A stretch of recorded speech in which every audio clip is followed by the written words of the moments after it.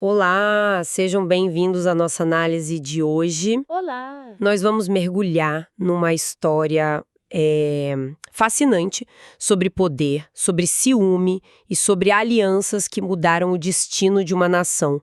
A gente está aqui com uma série de notas de estudo sobre um capítulo bem específico, 1 Samuel, capítulo 18. Isso. O cenário é: logo depois de uma vitória militar, assim, gigantesca, daquelas que realmente mudam o mapa. Mas o que interessa pra gente é o que acontece depois da festa. É sempre depois da festa que as coisas complicam, né? Exatamente. A nossa missão aqui é entender como, assim, em questão de dias, um herói nacional passa de celebrado a alvo número 1 do rei. Uma virada muito rápida. Muito.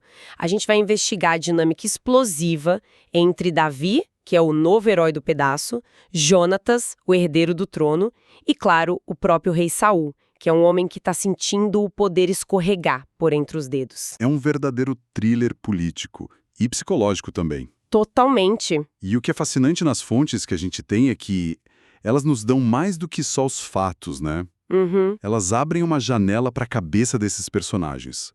A gente consegue ver as manobras políticas, claro, mas também as motivações mais profundas. A insegurança, o medo, o amor. São essas tensões que vão acender o pavio de uma crise de sucessão que vai durar anos. Perfeito. Então vamos começar pelo ponto de ignição que, surpreendentemente, não é um conflito. Não. É uma amizade. Logo depois que o Davi derrota o Golias e garante a vitória, ele é apresentado formalmente ao rei. E ali, do lado do rei, tá o filho dele, o Jonatas. E o que acontece ali é intenso. Muito. O texto diz que a alma de Jonatas se ligou com a alma de Davi e que ele o amou como a sua própria alma. Isso é muito forte. É uma linguagem de uma profundidade imensa, quase de alma gêmea, sabe? Sim, E não fica só na poesia. O gesto que o Jonatas faz em seguida é chocante para qualquer um que entenda a política da realeza. pode falar. Ele tira o próprio manto, as armas dele, espada, arco, cinto, tudo aquilo que simboliza o status dele de príncipe herdeiro e entrega para Davi. Peraí, isso não é só toma aqui um presente de boas-vindas. De jeito nenhum. Isso é um ato político gigantesco, não é? Ele está basicamente se despindo do seu futuro e vestindo Davi com ele. Exatamente. As notas de estudo são muito claras sobre isso. É um pacto, uma aliança formal. Pensa bem, Jonatas é o próximo na linha de sucessão. Certo. E o que ele faz? Ele identifica no Davi não um rival, mas a pessoa certa para o futuro. É uma doação de presentes especiais, como o texto descreve, que na prática está dizendo: você é o novo herói guerreiro e eu reconheço isso, eu te legitimo. É um ato que vai contra todo o instinto de autopreservação de um herdeiro. Totalmente. Fico tentando imaginar o que passou pela cabeça dele. Seria pura admiração ou, sei lá, um realismo político brutal, do tipo, esse cara é o futuro, é melhor eu me aliar a ele do que competir. Eu acho que é uma mistura dos dois. Há uma conexão pessoal genuína, o texto deixa isso bem claro, mas o Jonatas já tinha se mostrado um estrategista militar brilhante. Ele pode ter visto no Davi não só um amigo, mas a única pessoa com o carisma e, segundo a crença da época, com o favor divino para salvar o reino, sabe? Entendi. Então, talvez ele tenha colocado o futuro da nação acima da ambição pessoal dele. Uma atitude raríssima. Ok. Então, enquanto essa aliança improvável e poderosa se forma no palácio, nas ruas o clima é de carnaval. Festa total. O exército vitorioso está voltando para casa e as mulheres de todas as cidades saem para receber eles com música, com dança. Imagina a cena, uma euforia coletiva. É a celebração merecida. Eles acabaram de ser salvos de uma ameaça existencial. E o Davi é o centro das atenções, claro, o herói do momento. Só que no meio dessa festa toda, surge um hit, um cântico que as mulheres começam a repetir e que vai azedar o clima de um jeito irreversível. Ah, sim. Elas cantavam: Saul matou os seus milhares, porém Davi, os seus 10 milhares. E aí a festa acaba, pelo menos para o rei. Completamente. O texto diz que Saul se indignou muito e que, a partir daquele momento, ele passou a olhar Davi com maus olhos. É impressionante como uma canção popular pode virar uma sentença de morte. Porque não era só uma música, né? Não. Era uma pesquisa de opinião pública em tempo real cantada em verso e prosa. E o resultado era devastador para o Saul. A comparação é muito direta. Muito. Tava dizendo na frente de todo mundo que o novo herói era 10 vezes mais eficaz que o rei. Para um líder que, como as fontes indicam, já era profundamente inseguro e ciente dos próprios erros, isso não foi uma crítica. Foi uma ameaça. Foi uma declaração de que o tempo dele estava acabando. É a popularidade se tornando uma ameaça direta, onde termina o elogio a um subordinado e começa a insubordinação aos olhos do chefe. Essa linha é muito tênue. E o Saul não tem estrutura emocional para lidar com isso. A inveja que nasce ali não é uma inveja pequena de queria ter essa fama. Não. É uma inveja existencial. Ele vê no Davi a personificação de tudo que ele sente que está perdendo. O apoio do povo, o sucesso militar e, o mais importante, o favor de Deus. Aquele cântico foi só o gatilho que tornou tudo isso público e insuportável. E a reação dele não demora, né? No dia seguinte, a tensão explode dentro do palácio. Sim. O texto fala que um espírito mau da parte de Deus se apossou de Saul. Ele estava em casa e o Davi, como sempre fazia, estava tocando harpa para tentar acalmá-lo. Só que dessa vez... Dessa vez, o Saul tinha uma lança na mão. Um detalhe assustador.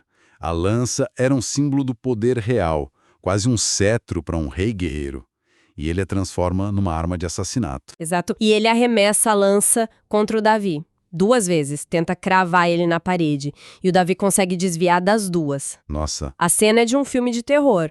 De um lado, um músico tentando trazer paz, do outro, o rei num surto psicótico tentando matá-lo. E o que vem logo depois é a chave para entender tudo. O texto não diz Saul tinha inveja de Davi. Diz Saul temia Davi. O medo. O medo era a raiz de tudo. E por quê? Porque o Senhor era com ele e se tinha retirado de Saul. Não é só ciúme de um general carismático, entende? É mais profundo. É o pavor de saber que a legitimidade, a força, a unção que o colocou no poder, agora estava com aquele jovem. Ele não está lutando contra um rival. Na cabeça dele, ele está lutando contra o próprio destino. A gente pode interpretar esse espírito mau hoje como um colapso mental. Uma depressão profunda misturada com uma paranoia paralisante. É uma ótima forma de traduzir isso para um contexto moderno. Ele está claramente perdendo o controle da realidade. Uhum. E a presença de Davi, que é calmo, bem-sucedido e amado, só piora as coisas. Cada sucesso do Davi é mais uma prova para o Saul da própria decadência dele. E depois que a tentativa de assassinato falha, a reação dele é tática, né? Sim. Preciso tirar esse cara de perto de mim. Exato. Ele promove a chefe de 1000, uma posição de comando, parece um prêmio, mas a intenção era afastá-lo da corte e, quem sabe, torcer para que ele morresse em alguma batalha. Só que o plano dá espetacularmente errado. Muito errado. Longe do rei, o Davi se torna ainda mais bem-sucedido. Ele age com uma prudência impressionante, vence todas as campanhas e a popularidade dele explode. E agora não é só o povo. Não, agora é todo o exército de Israel e Judá que o ama. A tentativa do Saul de apagar a estrela do Davi só a fez brilhar mais forte. É o clássico tiro que sai pela culatra. Vendo que a violência direta e o afastamento não funcionaram, Saul muda de estratégia. Seus planos ficam mais Sofisticados. perversos. Sim. Ele decide usar a própria família como isca. A trama se adensa.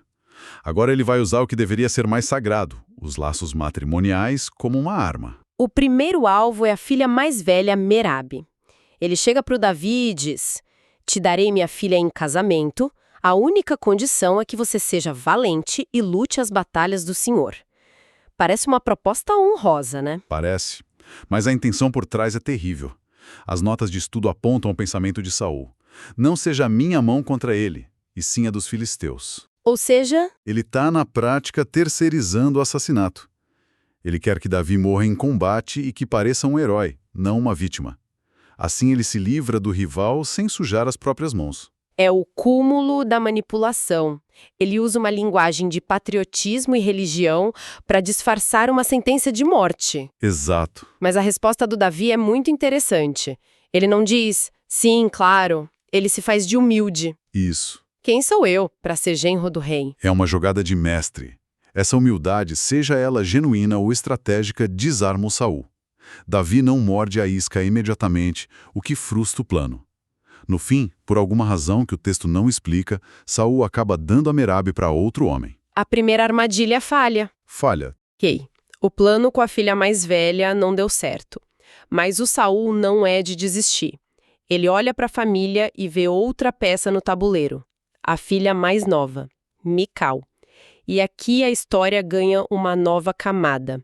Porque a Mical realmente amava o Davi. E assim que Saul descobre isso, os olhos dele devem ter brilhado.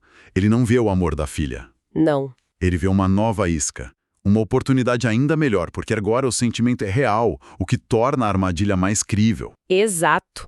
Então ele oferece a Mical para o Davi. Mas, de novo, com uma condição. Dessa vez ele não pede dinheiro ou bens como dote. O pedido é macabro. É uma missão suicida disfarçada de dote. Ele pede 100 prepúcios de filisteus. 100. A ideia era óbvia. Para conseguir isso, Davi teria que atacar um grupo enorme de soldados inimigos sozinho ou com um grupo pequeno. A chance de ele voltar vivo era praticamente nula. De novo os filisteus. De novo, Saulo usando os filisteus como sua arma por procuração. É uma exigência brutal e humilhante, feita para matar. Mas a reação do Davi é, de novo, surpreendente. Ele não só aceita o desafio. Ele parece gostar da ideia. Exato. E o que ele faz em seguida é uma das maiores demonstrações de força de toda a história. Ele vai com os homens dele, ataca os filisteus e volta não com 100. Mas com 200 prepúcios. Peraí, 200, ele não só cumpre a missão, ele dobra a aposta. Isso não é só coragem, é uma declaração. É um recado direto para o rei. É quase um deboche da armadilha do Saulo. É exatamente isso. É uma performance. Ele está dizendo, a tarefa que você achou que ia me matar foi fácil. Quer que eu busque mais?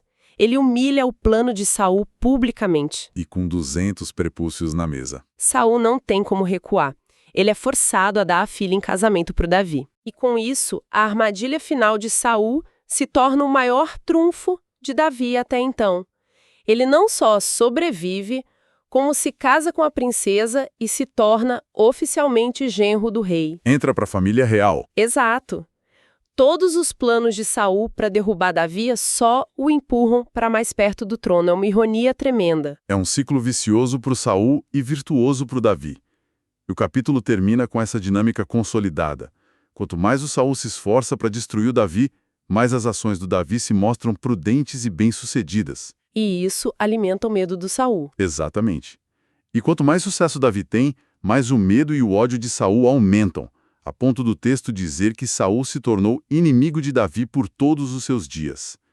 A perseguição do rei, paradoxalmente, acaba sendo a maior prova pública de que Davi era de fato especial. Recapitulando essa trama toda, então, a gente viu uma amizade que funciona quase como uma transferência de poder. Vimos uma música popular virar estopim para uma caçada humana. E vimos um líder tão consumido pela própria insegurança que cada decisão que ele toma para salvar o seu poder, na verdade, só acelera a sua queda. Exatamente. A história toda é um estudo de caso sobre a fragilidade do poder que se baseia só no status. Saul se agarra ao título de rei, à coroa, à lança. Certo. Enquanto isso, o poder real de Davi está crescendo organicamente, baseado nas ações dele, no caráter, no carisma e no que as pessoas viam como uma aprovação divina. Ele não precisa de um título, as pessoas já o seguem. É a diferença entre autoridade imposta e liderança conquistada. Perfeito. E isso nos deixa como uma reflexão, eu acho.